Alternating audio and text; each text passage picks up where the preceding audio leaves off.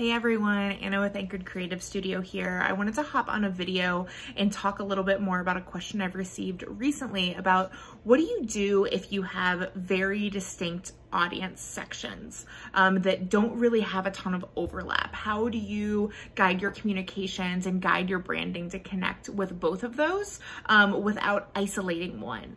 And this question came from someone who was in a nonprofit setting, and for them, their beneficiaries and their donors are very, very different, and they don't have a lot of demographic overlap. Their donors are on the more wealthy side of things. They are probably a little bit older, and their beneficiaries are in economic need. They need some help to fund some of their just very basic resources, and they're usually on a bit younger side of things. Really, the only demographic overlap here is that they live in the same area.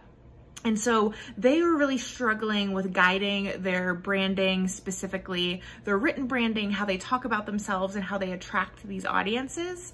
And they wanted a little bit of help in that. So I wanted to hop on here today and talk about this in case anyone else is in the same circumstance. I think this really applies to branding or social impact organizations that may have super distinct audiences, but don't want to isolate anyone, and they want to be able to connect with both of those without having completely separate communications for both of them.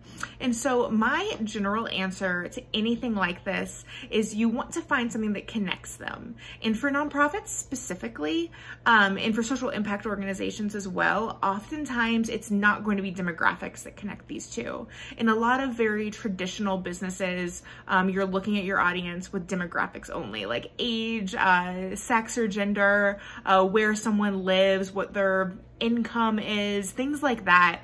And for nonprofits and social impact, they need to do something a little bit different. That doesn't always work.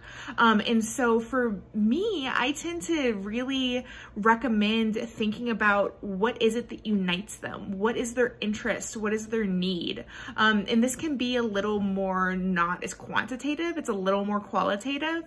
So for example, in an instance like this, it's going to be that need and to do something. For example, in this, the beneficiaries need a support in an area, and the donors are interested in funding that. And they might be interested in funding that because of a personal experience, because that's just what they're interested in. And so you want to find that language and that branding that brings the two together. So for example, if you have an organization that's in an education setting, there's really the words that are going to attract both of those. For example, you know, passion for education, wanting to make a difference, wanting to create a difference in a new generation, wanting to create, you know, an educational difference in a new generation.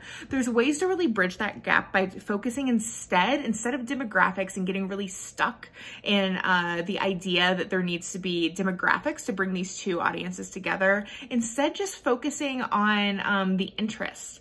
So you're going to be having maybe these kids or the younger audience that needs funding to be able to further their education, and the donors that want to help those beneficiaries. So by focusing your audience on, you know, making a difference and creating a new generation of leaders, that's something that's going to be able to attract both that beneficiary audience and that donor audience, and is really going to marry them together. So there's absolutely a way that you can attract both of those audiences at once, just by being that kind of strong organization that's able to take a stand and really state what you're all about. And then once you kind of get down to it, you're going to have different sort of communication subsets for those two.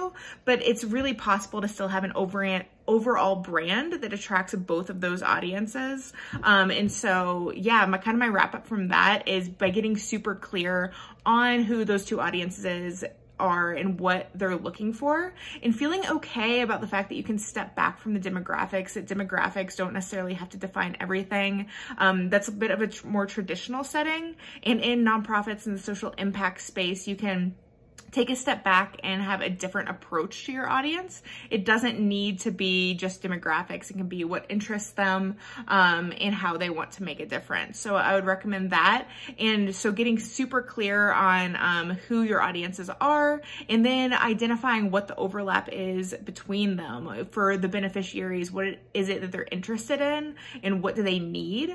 And for your donors, what do they want to fund and what is it that, that they would be wanting to make a difference in. So by getting super clear on that. And the third step is really just identifying the things that bring those together. And from there, identifying how you can break that down further. And once you kind of get them in that pipeline, how you can break them apart and, you know, break down those separate communications. But I think that nonprofits in the social impact space have a little bit different way of looking at things, and we can really start to shift that status quo and create a new way of looking at that, where we can attract a larger audience to really help make a difference and make an impact. And so if you have any thoughts on this, if you are in a nonprofit or social impact space, and you've put anything to practice that really makes a difference, absolutely feel free to comment below. I would love to expand on this in the future. And if you ever want to talk about, you know, any audience struggles that you're having and anything you really want to, you know, dig a little deeper on and make that impact on, I would love to chat with you. So feel free to comment below and let me know what you think.